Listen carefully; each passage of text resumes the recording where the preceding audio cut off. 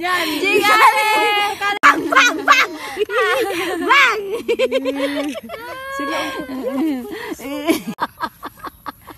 alam, masabog na yan, masabog! Oh, Chichik!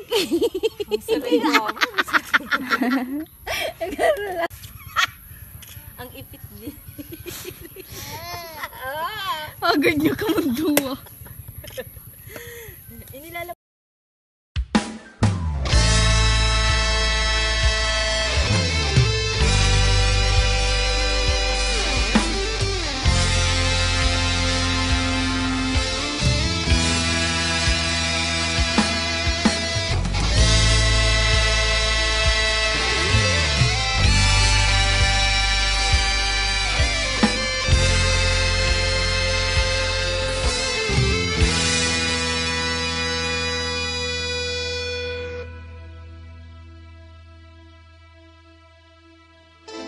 Sundalo, sundalo kami ng bayang to, kalayaan, katahimikan, laging asam, handang ipagtanggol, handang ipaglaban sa mga dayuhan.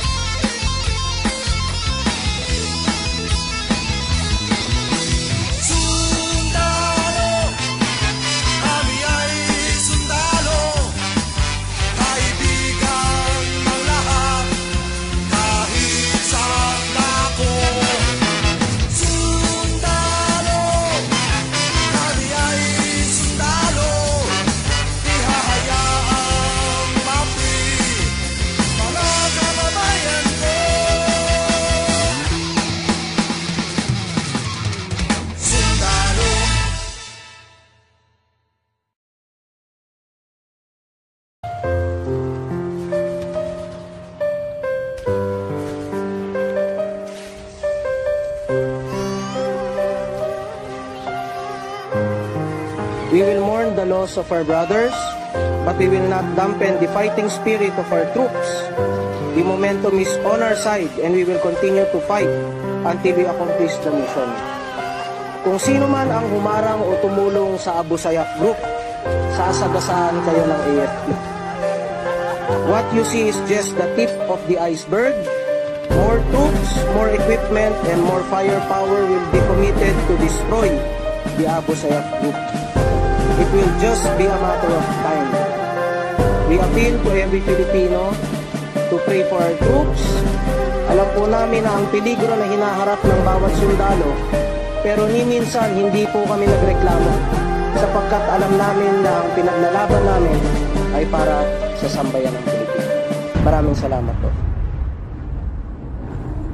Der inay, kung mababasa nyo tong sulat ko, sigurado po ay nasa bakbakan na po ako. Sadyang iniwan ko liham na to sa ilalim ng unan. Siya nga pala, salamat sa masarap na hapunan na inihain nyo sa'kin, mahal ko na inay. Masaya ako at tila ba wala nang papantay. Sa ligalig at galak pag kayo kakwentuhan ko, pero kailangan ko na pong bumalik dun sa kampo. May misyon kasi kaming gagawin ng madaling araw, butit pinayagan nila ako na makadalaw. Inay, salamat ha sa lahat ng iyong pagkalinga at pag-aaruga mo mula pa nung ako ay bata. Huwag ka pong mag-alala inay, ako ay mag-iingat, pero lagi kong dinadasal sa Diyos na kung di nasisikat ang araw sa akin ay sana'y matanggap nyo ng buo. Ako'y sundalo pero nay sa'yo ako'y taas noon, dahil ikaw ang nagtyaga na ako'y alagaan. Ngayon nay ang anak nyo ay tagapagtanggol ng bayan. Alam ko na ang pinasok ko na ay isang kalbaryo, kaya lagi kong dala ang bigay mo sa aking rosaryo. Nagdadasal ako na sana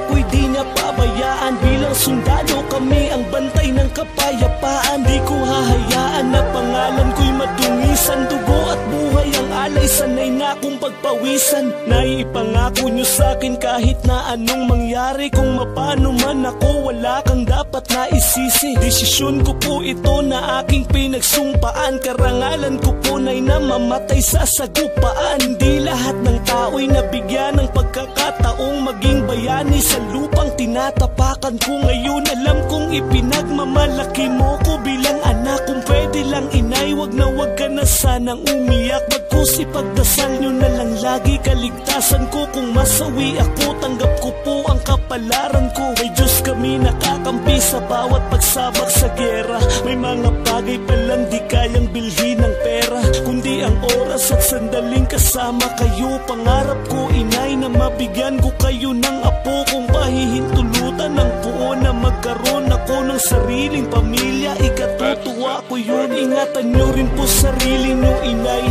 Diyos na rin po ang bahala kung ako man ay mamamatay. Walang ibang magtatanggol sa bayan kundi kaming mga sundalo na ang siyang lalaban. At laging hinaing namin ay makamta ng bayan ang kapayapaan. Kahit na nakikipagpatentero kay kamatayan, nakahandang magbuwis ng buhay para sa inosente. Nagmamahal niyo pong anak, Ramon Vicente.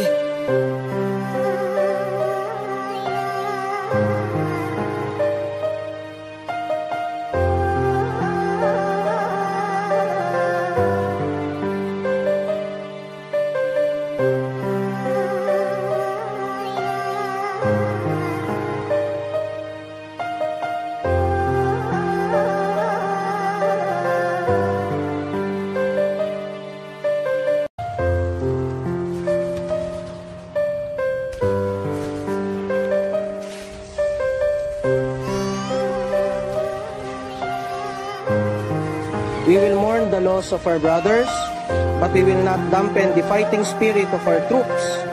The momentum is on our side and we will continue to fight until we accomplish the mission.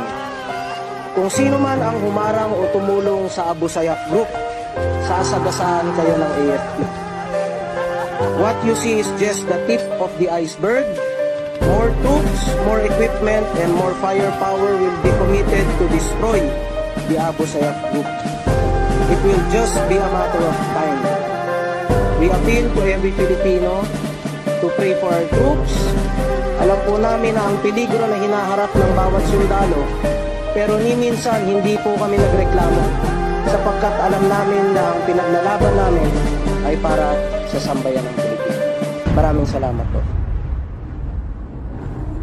Der inay, kung mababasa nyo tong sulat ko, sigurado po ay nasa bakbakan na po ako. Sadyang iniwan ko liham na to sa ilalim ng unan. Siya nga pala, salamat sa masarap na hapunan na inihain nyo sa'kin, mahal ko na inay. Masaya ako at tila ba wala nang papantay sa ligalig at galak pag kayo kakwentuhan ko. Pero kailangan ko na pong bumalik dun sa kampo. May misyon kasi kaming gagawin ng madaling araw, butit pinayagan nila ako na makadalaw. Inay, salamat ha sa lahat ng iyong pagkalinga at pag-aaruga mo mula pa nung ako ay bata. Huwag ka pong mag-alala inay, ako ay mag-iingat. Pero lagi kong dinadasal sa Diyos na kung di nasisikat ang araw sa akin ay sana'y matanggap nyo ng buo. Ako'y sundalo pero nay sa'yo ako'y taas noon. Dahil ikaw ang nagtyaga na ako'y alagaan. Ngayon nay ang anak nyo ay tagapagtanggol ng bayan. Alam ko na ang pinasok ko na ay isang kalbaryo, kaya lagi kong dala ang bigay mo sa aking rosaryo. Nagdadasal ako na sana ako'y di niya pabayaan. Bilang sundalo kami ang bantay ng kapayapaan. Di ko hahayaan na pangalan ko'y madungisan. Dugo at buhay ang alay, sanay na akong pagpawisan. Naipangako nyo sa akin kahit na anong mangyari. Kung mapano man ako, wala kang dapat na isisi. Desisyon ko po ito na aking pinagsumpaan. Karangalan ko po na'y namamatay sa sagupaan. Hindi lahat ng tao'y nabigyan ng pagkakataong maging bayani sa lupang tinatapakan ko. Ngayon alam kong ipinagmamalaki mo ko bilang anak. Kung pwede lang inay, wag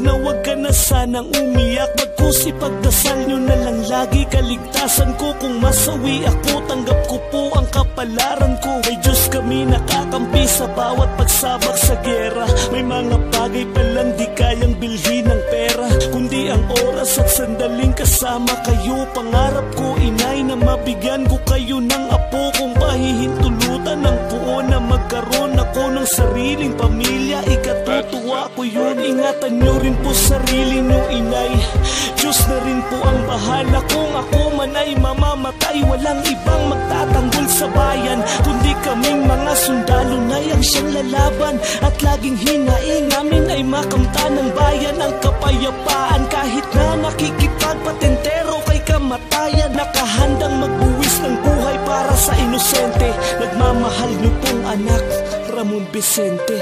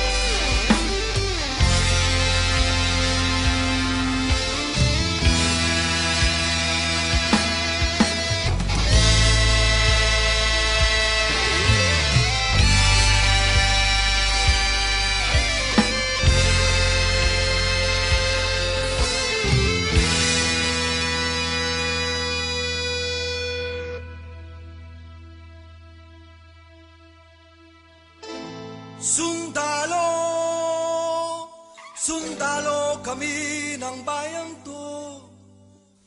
Kalayaan, katahimikan, laging asam, handa.